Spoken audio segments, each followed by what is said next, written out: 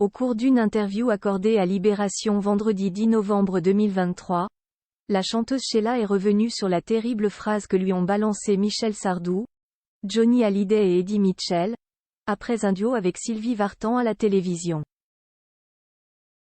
La suite après la publicité figure emblématique des années yéyé en France, Sheila est aujourd'hui devenue une légende vivante de la scène musicale française. Au cours de son immense carrière, la chanteuse a eu l'occasion de côtoyer de nombreux grands artistes, tels que Michel Sardou, Sylvie Vartan, Eddie Mitchell, ou bien encore le regretté Johnny Hallyday. La musicienne s'est confiée à ce sujet dans les colonnes de Libération, vendredi 10 novembre 2023. Il n'y avait pas de rivalité entre nous. Elle a été créée par nos équipes qui étaient dans la course au numéro 1. Il y a bien sûr des gens avec qui j'avais moins de feeling. Michel Sardou, dont on parle beaucoup aujourd'hui, avait un caractère de cochon, mais quand nous étions tous ensemble, il ne ramenait pas trop sa fraise, a indiqué Sheila. À l'époque, les artistes en vogue avaient pris pour habitude de se retrouver sur les plateaux de télévision. C'était la grande époque des shows télé de Guy Lux et de Marici et Gilbert Carpentier, où on se retrouvait tous. On n'était pas là pour la promo.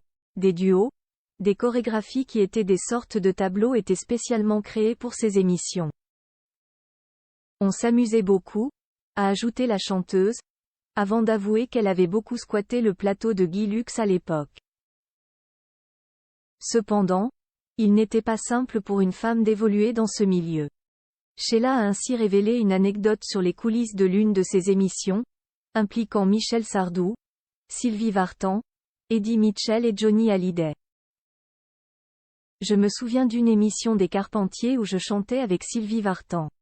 Quand on a terminé, Johnny, Eddie Mitchell et Sardou nous ont dit: c'est bon, maintenant, les mamans peuvent retourner à la maison, a déclaré la chanteuse. C'était le royaume des hommes, mais cela, hélas, n'a pas trop changé. Une femme qui se ride, elle a une sale gueule.